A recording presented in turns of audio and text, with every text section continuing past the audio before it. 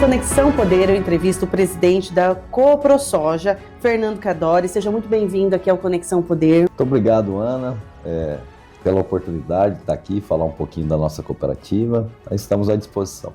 Quando eu falo Coprosoja, né, diferente de cooperativa, são os produtores de soja e também de milho ou não, só soja? Também de milho. A Coprosoja ela é uma iniciativa que nasceu dentro da nossa ProSoja Mato Grosso. A ProSoja é uma instituição... Você é o ex-presidente da ProSoja. Sim, eu presidi a ProSoja durante um tempo e dali nasceu a iniciativa, né? A ProSoja é uma instituição representativa de classe, né? E ali nas nossas andanças pelo Estado nós detectamos a necessidade de formatar um braço comercial e obviamente não pode ser dentro da entidade, tem que ser separado, e a cooperativa veio nesse sentido, né, para amparar os produtores, né, no sentido de coletividade. Por que isso?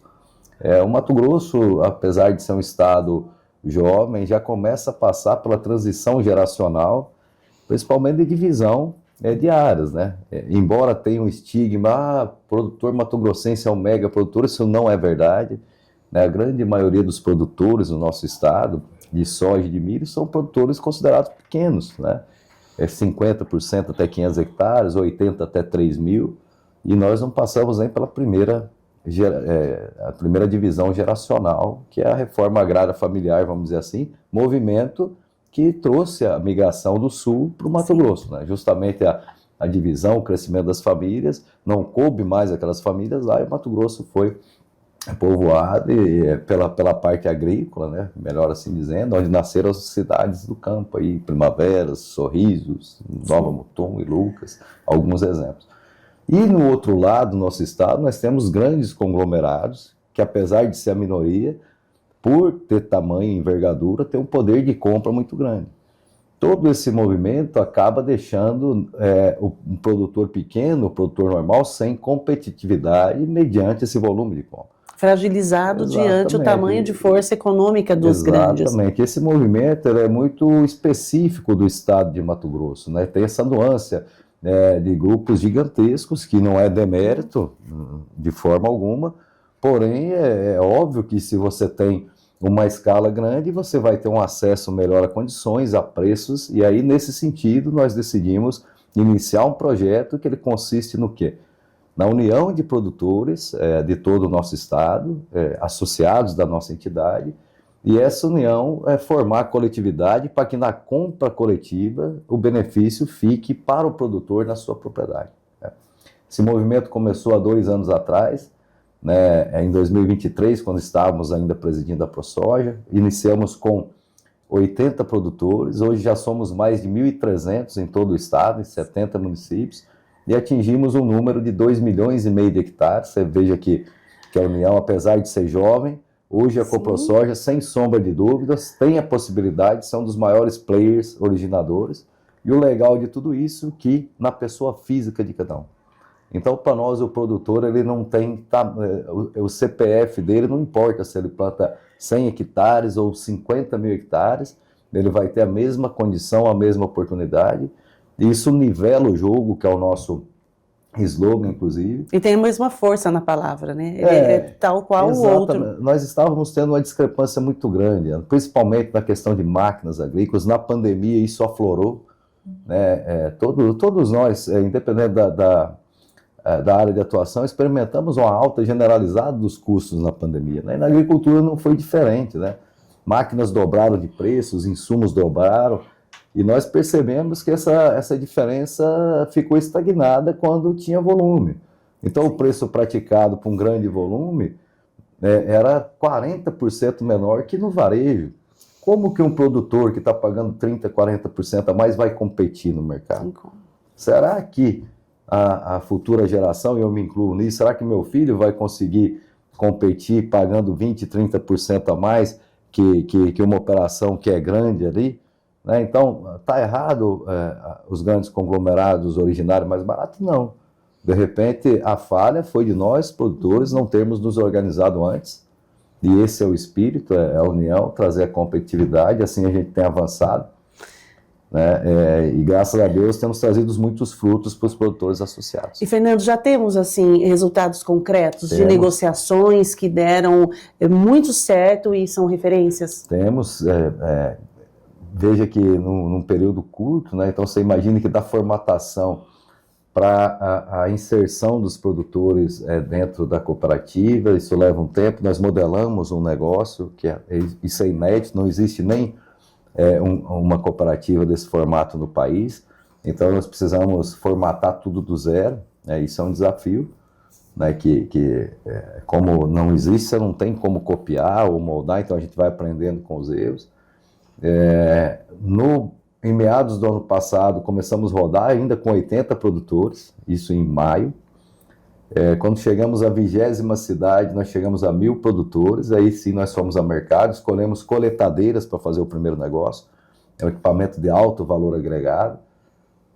Tivemos muita dificuldade, é natural, a resistência, a credibilidade de duas pontas, o produtor precisa acreditar que ele unido faz a diferença, a indústria precisa acreditar que o volume que a gente leva vai ser concretizado, e assim a gente foi, fábricas, né? Porque a gente atende vários municípios, e conseguimos aí originar a primeira compra. Em dezembro já tinha a primeira coletadeira entregue, e o legal de tudo isso é que a gente conseguiu fazer uma das maiores transferências de marca, de market share no mercado, né? Porque a gente trabalha com regramento, nós temos volume de produtores, então o produtor ele não sabe a marca que ele vai originar, ele coloca 3 preferências, ele tem um compromisso de compra que a partir dali ele não pode recuar, então a gente consegue ofertar a certeza para a indústria, né? E a nossa premissa é muito simples, 1 é 1, 100 é 100. Logo, se nós tivermos o mesmo volume de grandes contas, obrigatoriamente nós devemos ter o mesmo preço, né? Sim. Ninguém quer nenhuma discrepância, mas é aí que a gente entra, e aí que nós nascemos com essa concepção, e fizemos esse primeiro negócio, entregando um resultado excelente para os produtores, e agora a gente está na segunda operação. Essa já são importações, a gente tem importado equipamentos da linha amarela, que são máquinas para empilhadeiras, pá carregadeiras, passamos de 100 unidades já nesse primeiro movimento, que também é um projeto piloto, e o interessante de tudo isso é que não é um faturamento interno da cooperativa, a gente organiza tudo isso, o ato cooperado está na negociação, então a Ana vai ser cooperada, ela compra na pessoa física dela, isso exime os outros associados de responsabilidade, né? E a diferença que você tem não entra para a cooperativa para depois ser redistribuída, ela já fica na ocasião da compra, dentro do seu negócio, e aí você usa da melhor maneira possível, e você escolher essa diferença. Então, eu vou investir na adubação, eu vou investir na melhoria da sede, então isso que é o bacana desse novo modelo de cooperativismo. E é interessante que tem uma característica que é muito presente, que é a transparência. Total transparência. Isso é bacana de ser dito, porque é um trabalho voluntário também, e a gente faz porque a gente está inserido nisso também. Eu tenho filhos, eu sou produtor rural, vivo da produção rural, né? E sei, de repente eu tive o privilégio de poder estar à frente da entidade e a gente consegue enxergar os problemas que vêm à frente aí, e eu não tenho dúvida nenhuma que se nós não nos unirmos em coletividade, a pergunta não é se, é quando os pequenos e médios produtores vão ser absorvidos, e todo mundo perde nessa esteira. Sim. Uma cidade onde existe a manutenção e a distribuição das pessoas do campo faz ela próspera, tanto que quando nós pegamos as cidades prósperas do nosso estado, aí citei algumas aqui, vamos colocar aí Campo Novo do Parecis, Lucas do Rio Verde, Sorriso, Sinop, Nova Mutum, Tapurá, Ipiranga do Norte, Querência, Canarana, Água Boa, né, para fazer uma distinção leste-oeste, norte a sul, a gente vai observar o quê? Que as propriedades nesses lugares são propriedades médias, pequenas e algumas grandes. Isso tudo fez com que aquele produtor que veio de lá, num lugar que não existia, ele desbravou aquela região, num lugar que não havia cidade, fez dali a sua casa. A agricultura e a pecuária são multidisciplinares, e o que quer dizer isso? O produtor ele vai plantar, ele precisa da máquina, então vai fomentar uma loja de máquina, ele precisa do barracão, vai fomentar a metalúrgica, ele precisa do pós de concreto, vai fomentar a concreteira, ele precisa do supermercado, da loja de insumo, da loja de adubo, da oficina. Força de trabalho. E aí ele pessoas. reside ali, e ali ele quer colocar o filho dele estudar, então ele vai fomentar a escola local, ele quer ter no lugar onde ele vive toda a infraestrutura, então é a pessoa que vive ali, que tem aquele lugar como seu lar, que vai ajudar a fomentar e desenvolver uma sociedade, tanto economicamente quanto culturalmente, e aí se formam os municípios. Quando nós não nos unimos em coletividade e deixamos aberto para uma expansão e o englobamento dos pequenos e médios, né, ampliando a concentração, o que vai acontecer? Muito provavelmente 100 mil hectares em né, em contrapartida de 100 produtores, a renda que for ganhada naquele município não vai ficar no município. Ele vai levar para o seu município de origem, né? E volto a frisar aqui, eu acho que todos têm espaço, e não estou dizendo que está errado ou certo o tamanho da propriedade, acho que mérito de cada um, o mercado está aí, nós vivemos num país de livre mercado, que é o que nos oportuniza nos unirmos para ser competitivos. Então, o nosso intuito, com muita humildade, quando me colocaram nesse desafio, eu, saindo da ProSoja, estava disposto a voltar para o meu negócio, né, cuidar das minhas coisas, com serviço institucional voluntário, tem que ser transitório, né? Aí me comprometi e tenho muito bem colocado isso. Acho que a gente tem que ter a firmeza para levar, para encarar os desafios, que é um desafio que você vai romper paradigmas, e em contrapartida, dar um passo de cada vez, apesar de saber o tamanho que a gente tem e pode chegar, a gente faz questão de dar um passo de cada vez para crescer sólido, estruturado e assim deixar o benefício fluir para o produtor rural, para a ponta, né? Fernando, considerando o nosso estado, que é um estado politizado, que com extremos, polarização, radicalização, que as discussões políticas muito acaloradas, e a cooperativa, ela transita aí, dialogando sim com a política, com política pública, sim, não partidária, né? Porque eu penso que quando a gente pensa em cooperativa, é unir todos os pensamentos e não partidário, mas dialogar com a política pública, dialogar com a política federal, estadual, municipal, enfim. É também um desafio para que as pessoas deixem esse coração inflamado partidário e mude a ótica do diálogo e da discussão. Sem dúvida nenhuma. A polarização, ela, em qualquer esfera, ela é prejudicial ao senso comum. Ela pode beneficiar o polarizador, né, naquele momento. Por que eu estou dizendo isso? Porque, querendo ou não, todos dependem das políticas públicas. A gente dorme e acorda dependendo da política pública, independente do setor que você está inserido. Nós temos as nossas particularidades no nosso negócio? Claro que temos. Na agricultura é primordial que a segurança jurídica e o direito de propriedade estejam muito bem definidos. Por quê? A propriedade é o seio de onde você vai produzir. Então, isso está pacificado. Tem que estar pacificado. Agora, com relação à polarização, é obrigação daquele líder governante que está no lugar prover para a população e para o setor produtivo as condições necessárias para a produção, para cuidar da população, garantir a segurança alimentar, energética e cultural de uma população, e assim como a educação também. Então, muitas vezes, não tem problema a pessoa ter o lado político dele, agora o que ele tem que pensar, eu, gestor, qual a minha responsabilidade? Entendeu? A minha responsabilidade, ela está acima, os interesses da população estão acima do lado que você escolheu político. E essa maturidade política é o que nos falta, né, ainda como cidadãos.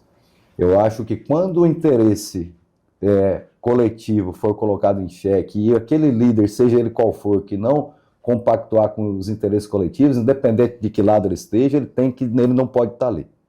Então, o ministro tem que estar olhando para as políticas públicas que a agricultura precisa, o ministro da Saúde também, o da Educação também, e se ele não estiver fazendo isso, ele não é digno de estar lá, ele tem que sair, seja ele quem for. Então, essa é uma maneira cartesiana de enxergar, eu acho que é o que a população precisa. Eu dou um exemplo do nosso estado. O nosso estado é um estado fora da curva, no sentido de crescimento, né? Se a gente for pegar os anos de pandemia, né, estados brasileiros que não tiveram crescimento, né, ou estagnaram, Mato Grosso não parou de crescer a ritmo chinês.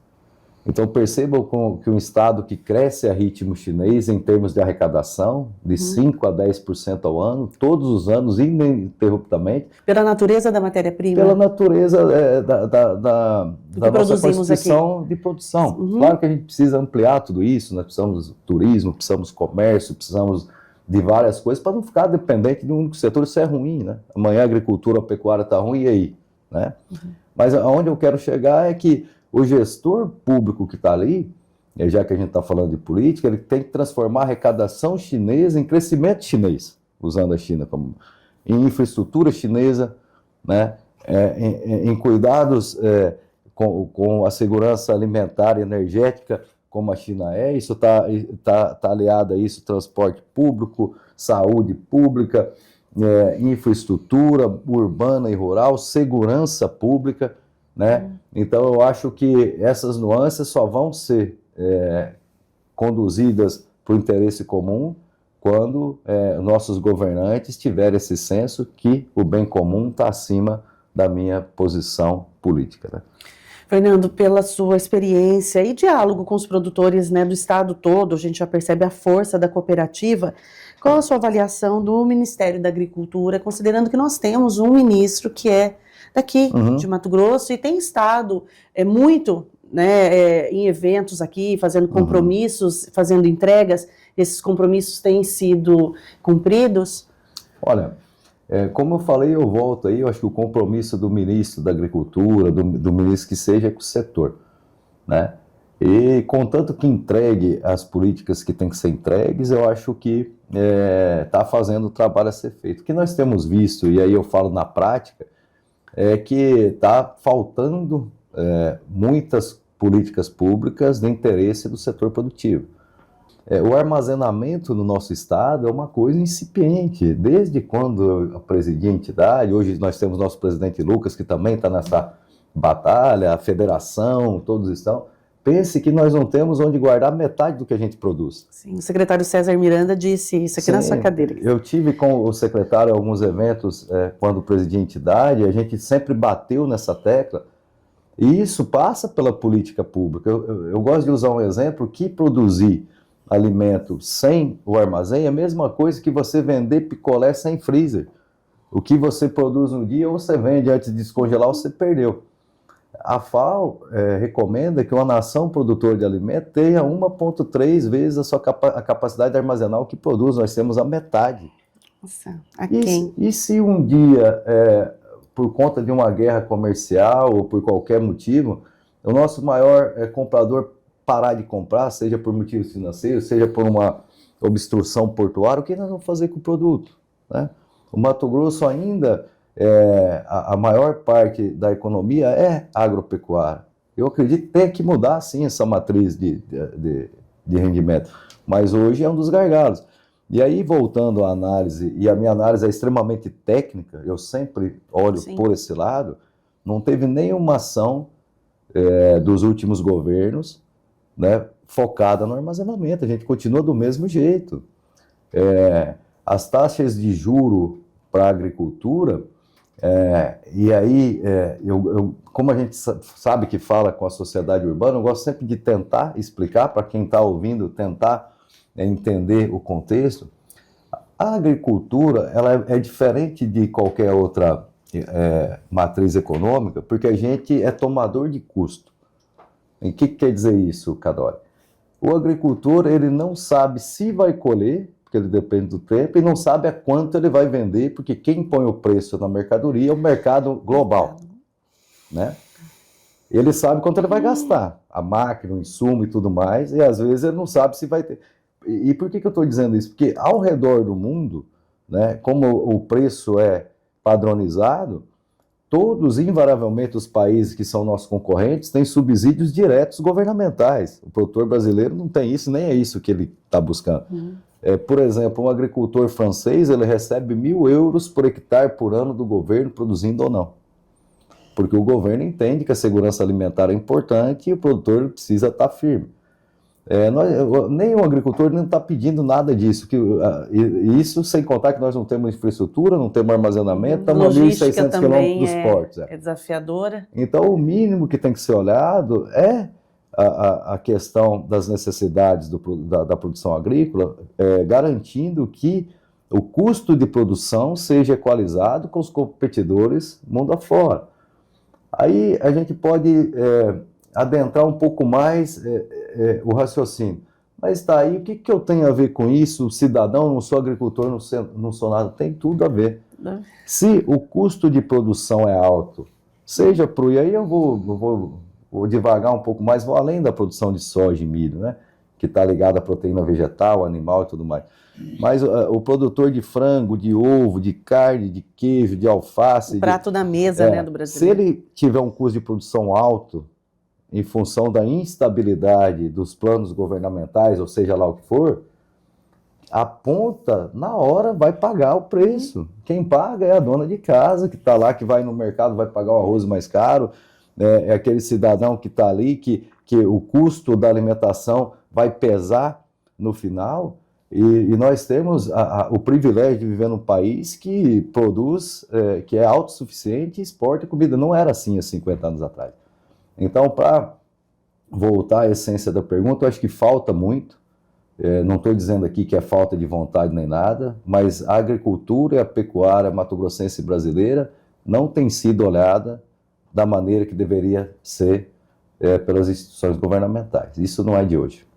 Fernando, e essa questão da economia mundial, do tarifaço, isso também impacta, tira o sono dos produtores. Tira de todos os setores, né? Porque não tem nada pior que a insegurança do que a gente faz, né? Não saber se amanhã eu vou conseguir comprar a minha matéria-prima, né? Sim. Se eu vou ter meu consumidor. Então, como que um empresário... Você tem o direito de acessar aquele mercado. Agora, são situações geopolíticas que elas marcam a história da humanidade, do comércio, né? O Brasil, do ponto de vista histórico, é novo, né? Você pegar uma nação da Europa ou da Ásia, que há milênios comercializam, né? E aí não há outra esfera, uma nação norte-americana, que tem um poder bélico e comercial grande. Nós temos que nos olhar de uma maneira que um país ele não tem amigo ou inimigo, isso é uma perspectiva de vida. Um país tem interesses comerciais, não digo nem interesses comerciais. Então, quem interessa para nós é o norte da África, consumindo a nossa carne, é o sudeste asiático, que passou de 10 milhões de toneladas para 100, quando o cidadão chinês saiu da linha de pobreza e começou a comer carne ou se alimentar. Naquele momento então aquele é nosso parceiro, quem nos interessa comercialmente, que deve ser os parceiros. Uma nação tem que ter essa visão. Sem romantismo. Nenhum. Eu acho que com uma frieza total que um governo tem que ter. Qualquer gestor que tem que ter, e aí a gente volta no escopo da nossa conversa, que o papel do governante é governar em função dos seus ali, né? Então, isso impacta, tem que se buscar alternativas para gerir tudo isso e sempre lembrar que o país tem interesses, não amigo nem inimigo. E para a gente ir caminhando, para finalizar a nossa entrevista, e a cooperativa tem tudo a ver, porque quando ela se fortalece, ela ganha tal musculatura e se coloca no espaço de definição de política pública, porque é natural que isso aconteça, ela vai refletir em ganhos para todos os produtores, para além aqui do seu universo local, podendo repercutir, inclusive, para produtores do país. Sem dúvida nenhuma. A gente está fazendo esse projeto piloto, e quando a gente olha para o fim, né, a essência é a mesma, a união ali para o bem coletivo, né? O cooperativismo é isso, ele é centenário, e eu particularmente, é uma experiência nova para mim, a gente está moldando tudo isso e gerindo, e é óbvio que quando a gente fala de maneira voluntária, eu estou envolto nisso como pessoa física, porque os meus estão, a minha futura geração também está envolvida e vai ser beneficiada, né? Mas a função é justamente essa, e ela anda em paralelo com o que um governo tem que fazer, porque no final das contas, Se você viabiliza um setor, ele vai prosperar, prosperando, toda a cadeia que circunda ele vai prosperar também, e aí a gente vai formar polos econômicos, todas as pessoas envoltas naquela bonança local vão ganhar também. Então, essa economia de mercado, isso também é polarizado, olha que loucura, né? A polarização, ela vem de todos os lados, fala, mas setor A, o setor B não existe. No nosso estado agrícola, por essência, sempre gosto de falar isso, eu sou entusiasta, tenho a honra de ter ganho o título de cidadão mato-grossense, me considero mato-grossense, vim criança para cá. É uma loucura, às vezes, a gente pensar num estado como o nosso, falar, o produtor rural contra a sociedade urbana, isso é usado de maneira política erroneamente. O produtor rural, ele é um ramo de atividade, como qualquer outro, como comerciante, como o prestador de serviço, como taxista, ele é mais um ente do estado de Mato Grosso, então, que compõe, né, todos todo. têm importância na cadeia. Então, quantas vezes a gente não ouve essa polarização, né? Aí a gente volta na essência e daí tudo está ligado Campo versus cidade, né? O que a gente precisa no nosso estado? Como eu falei, eu sou entusiasta, eu vejo o Mato Grosso cada vez melhor, né? Nós precisamos avançar em outros pontos que nós colocamos aqui. Eu acho que a industrialização, ela tem que vir sim, né? De fora para dentro e de dentro para fora. A infraestrutura. Alguns municípios já estão com bons, né, exemplos de industrialização. Tenho dito isso frequentemente, o turismo, que estado no mundo tem biomas como nós temos a Amazônia, Chapada dos Guimarães, Pantanal, temos Nobres, não existe uma estrada para ligar tudo isso, quantos bilhões a gente não poderia estar fomentando em turismo, né?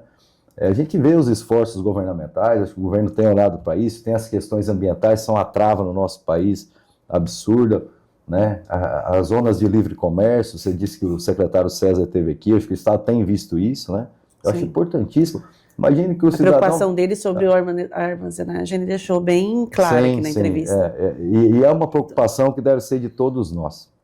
Né? Então, eu acho que é uma soma de fatores, mas aqui eu puxo para a nossa cooperativa, né? Agradeço o espaço para nós estar podendo divulgar essa iniciativa. Deixa eu tirar uma curiosidade, né? Uma pergunta curiosa que eu tenho. Nós tivemos no estado fluxo migratório em determinadas épocas, né? Muitas pessoas vindo de outras regiões, sul, sudeste. Eu falo isso que até mesmo na minha casa. Sim. Meu pai veio de São Paulo para cá, para Mato Grosso, a minha mãe é mato-grossense, enfim.